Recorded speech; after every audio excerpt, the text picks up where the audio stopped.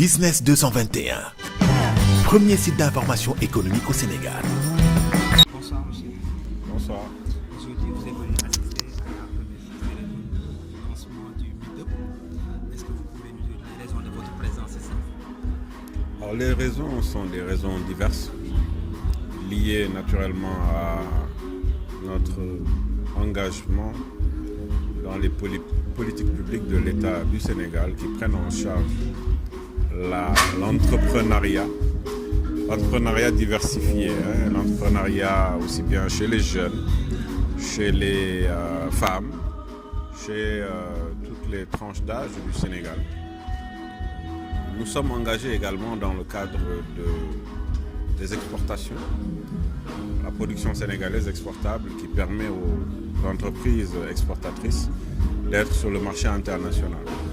Et dans ce cadre, naturellement, nous travaillons beaucoup à identifier au niveau de la diaspora sénégalaise la particularité de pouvoir faire intégrer cette diaspora sénégalaise dans l'économie sénégalaise.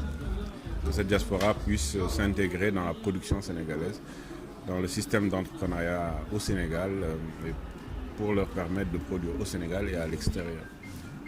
Le troisième élément, c'est la zone de libre-échange continentale, qui permet aujourd'hui un lien étroit entre les pays qui sont au niveau de la sous-région, mais également les 54 pays africains. Donc, ce qu'on veut dans le cadre de la zone de libre-échange continentale, c'est que déjà, les différents ressortissants des différents pays puissent travailler ensemble. Et nous voyons ici qu'il y a des initiatives qui répondent à ces objectifs que nous avons.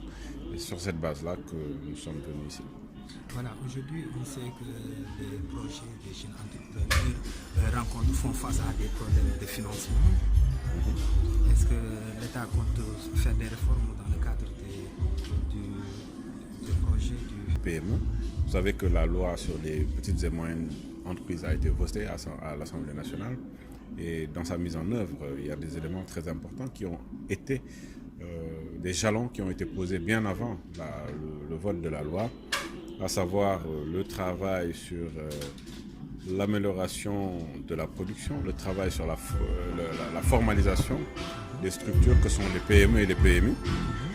L'autre élément également, c'est un élément important, c'est le cadrage qui permet aux structures d'appui de pouvoir donc encadrer ces petites et moyennes entreprises.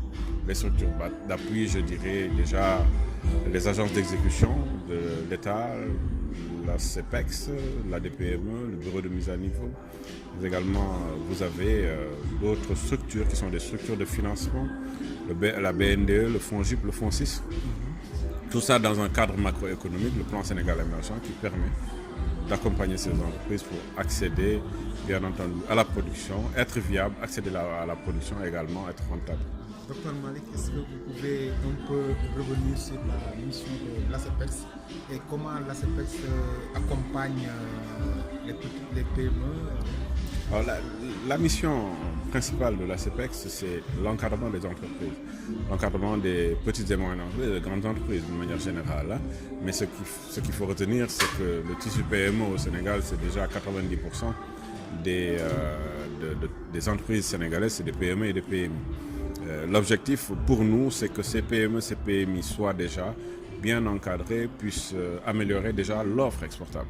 Parce que vous ne pouvez pas exporter sans être aux normes. Donc, nous commençons en début de chaîne en encadrant ces entreprises, en effectuant des formations pour les acteurs qui sont à l'intérieur de ces entreprises, en faisant tout également pour les formaliser, pour leur permettre aujourd'hui d'être dans un système leur permettant naturellement de produire aux normes exportables. Le deuxième élément également, qui est un élément important, c'est que nous travaillons aussi à faire bénéficier ces entreprises-là de l'environnement export en termes d'environnement export et de facilitation. Le Sénégal a signé des conventions avec différents pays qui permettent d'accéder sans droit de douane à un marché à peu près de 3 milliards de consommateurs, le marché africain avec la zone de libre-échange continentale. Aujourd'hui, nous sommes dans la TEC-CEDEAO, mais on va arriver au niveau de la ZLECA. L'Europe avec l'initiative Tout sauf les armes, l'AGOA aux États-Unis, le système général de préférence en Inde, aux États-Unis, en Inde, au Japon, en Corée et également au Canada. Ce qui permet rapidement d'encadrer ces entreprises, de pouvoir les encadrer jusqu'à ce qu'après la production, on puisse les mettre soit sous enregistrement REX ou bien les encadrer pour qu'ils aient leur certificat d'origine leur permettant d'accéder au marché international. Le troisième élément, qui est aussi un élément important, c'est la labellisation de la production, de telle sorte que cette production soit une production de qualité, production labellisée qui augmente également la plus-value à l'international. Et le dernier élément, c'est l'accompagnement au niveau des marchés internationaux, l'intelligence économique et commerciale, maîtriser les marchés internationaux et y aller, faire des forats économiques, des rencontres acheteurs de vendeurs, des foires, des salons, des expositions. Ce qui nous a permis sur les 6 dernières années d'avoir une croissance supérieure à 10% des exportations tous les ans. On est à peu près en moyenne en termes de croissance, on se retrouve avec 190 milliards de croissance des exportations tous les ans. Et nous avons cette année battu le record absolu des exportations. Nous sommes à 1970 milliards, pour le 31 décembre 2019, plus 18,9 de croissance des exportations. C'est ça aujourd'hui qui régit l'encadrement que l'Agence sénégalaise de promotion des exportations est en train de faire pour les entreprises. Business 221, l'économie à votre portée.